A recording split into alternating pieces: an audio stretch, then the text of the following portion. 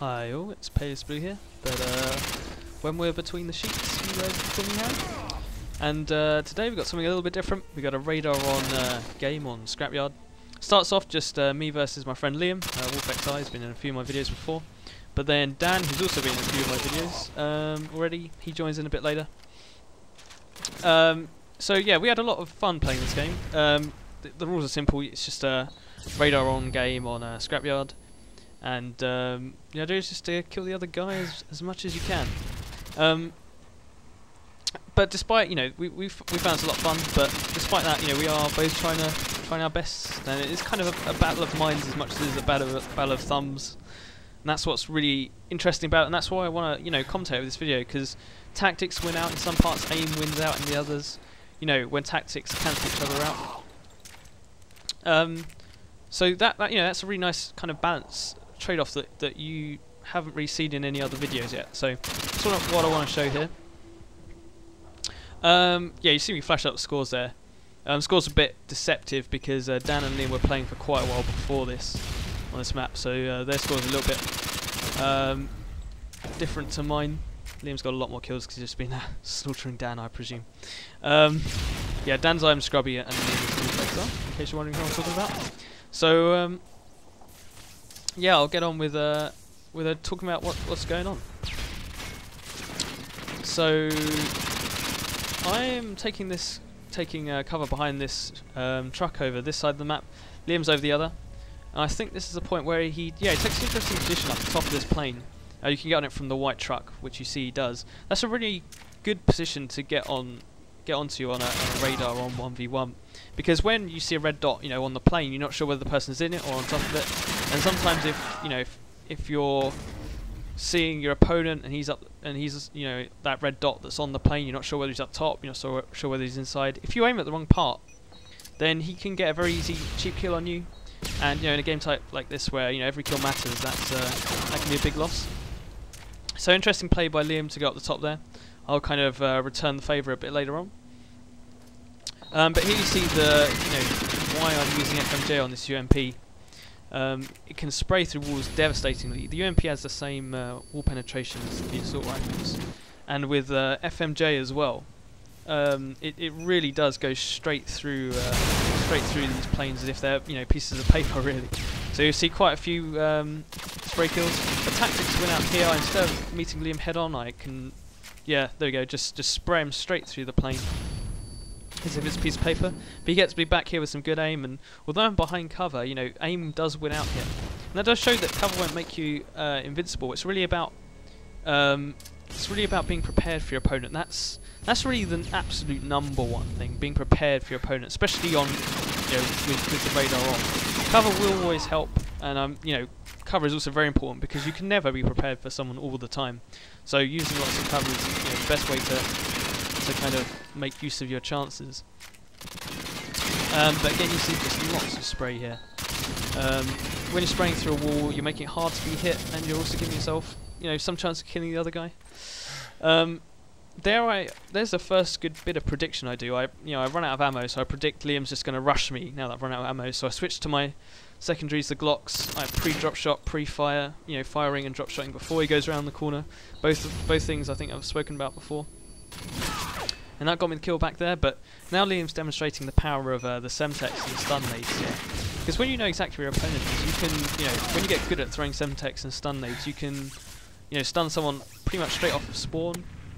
I think I do that here, yeah, exactly. Liam's powerless, he knows I'm coming for him, but when you're stunned, your radar goes, so he doesn't see my red dot anymore.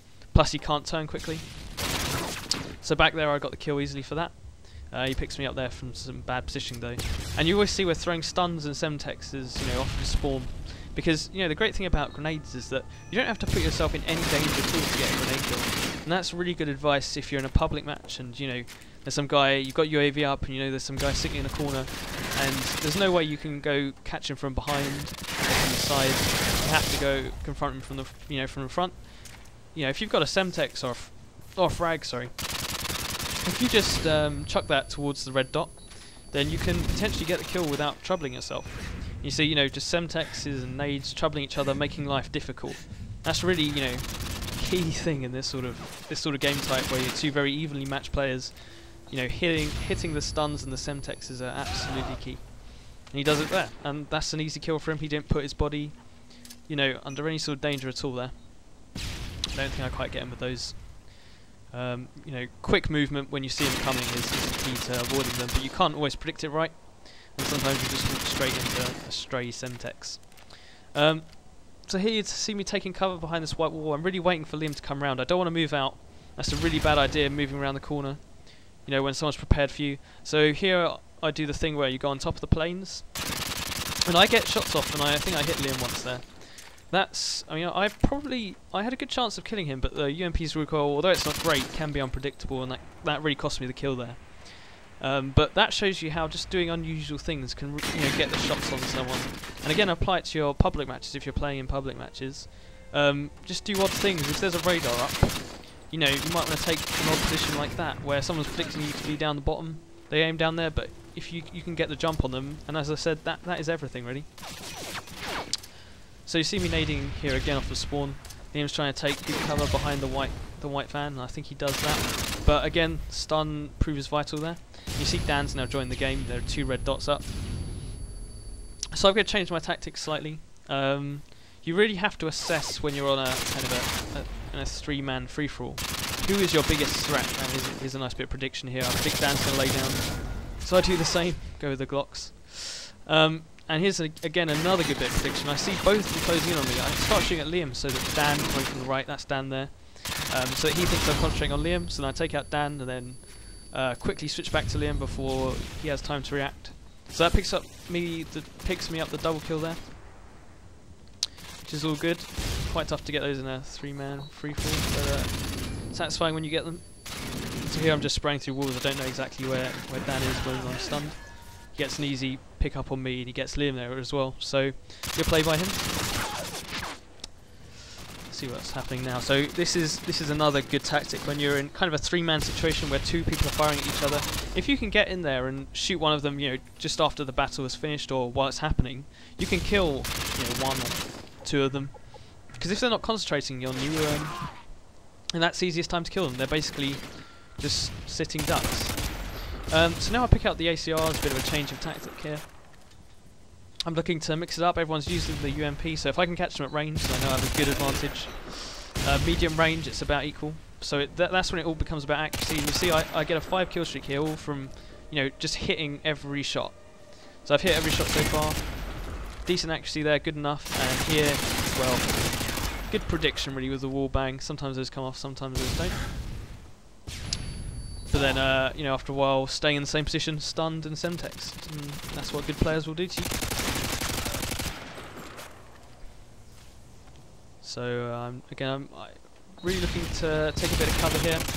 Liam can't really do much about that. I'm behind a big white van. You can't penetrate those vans or cars in this game or in Call of Duty 4. So I'm spraying through the wall there. I get a very lucky kill on Liam there with my last bullets. That is very fortunate. But good awareness at the same time, trying to fight 2 battles at once. Here, nice bit of aim actually gets me the kill. Bit of luck, bit of aim. But of course I'm laying out in the middle there and get easily picked up on that kill. Again, I'm just looking to hit my shots because when you get hit on this game, as I'm sure you guys all know, the gun bounces are really high. So I'm just looking to hit my shots. I know that my guns are going to bounce really high, and that should give me the advantage every time. Easy shot there, but now I'm too predictable. Dan knows that I'm going to come through that door after, you know, that's the obvious place to go. But then I think I'd get a payback in a minute. Yeah, Dan goes down there, and that's another predictable spot. So I'm just looking down there. You know, I know where he's on the radar anyway. So that is a really easy kill there. Getting stunned, just trying to, you know, stunning back is a good idea if you kind of know vaguely where they're coming from.